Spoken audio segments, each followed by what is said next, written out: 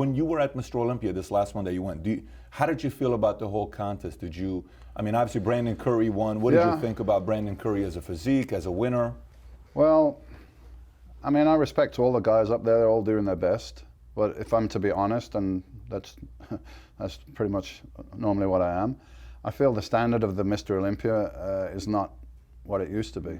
The whole thing's diversified. You've got all these different categories and classes and everything, but the Mr. Olympia, the pure bodybuilding itself, you had 3 guys there that, you know, I guess they were pretty close. There was 2 guys in what I would say pretty good shape. You know, they were in good shape, but they're quite small. Who were the 2 guys?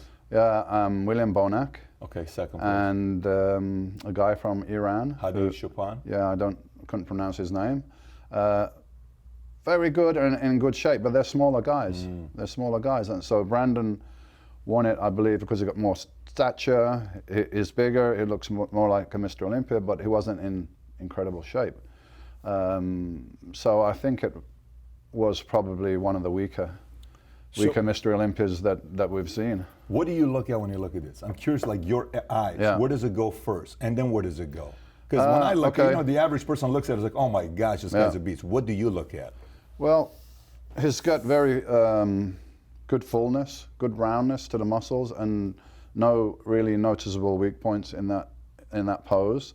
But he's lacking deep separation and conditioning that used to be the norm in the Mr. Olympia. The conditioning part. Yeah, the conditioning is, and that was is a big what's difference lacking between these days. you and Kevin Levrone as well. Would you agree with that? Where some of the times he would show up pretty full, Yeah, but he wasn't yeah. as... Kevin had a great physique, but he wasn't consistent in coming in. You know, sometimes he did, sometimes he didn't, but he wasn't consistent in coming in that kind of shape.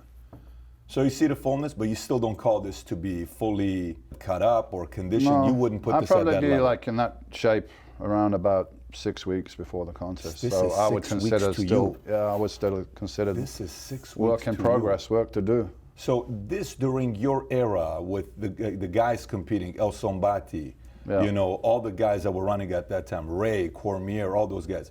How would today's body do during that time? Brandon Curry, at this physique, he definitely wouldn't place in the top 6. He wouldn't place in the top 6 in the 90s? No. Why do you say that? Is it purely based on you guys were more disciplined than today? I don't know the reasons, all the factors involved. But you look at the top 6 in the 90s, you had myself, Kevin Levrone, Flex Wheeler, Sean Ray, Nasser Al-Sambati. I believe all those physiques are superior to the winners that we had in the last couple of years.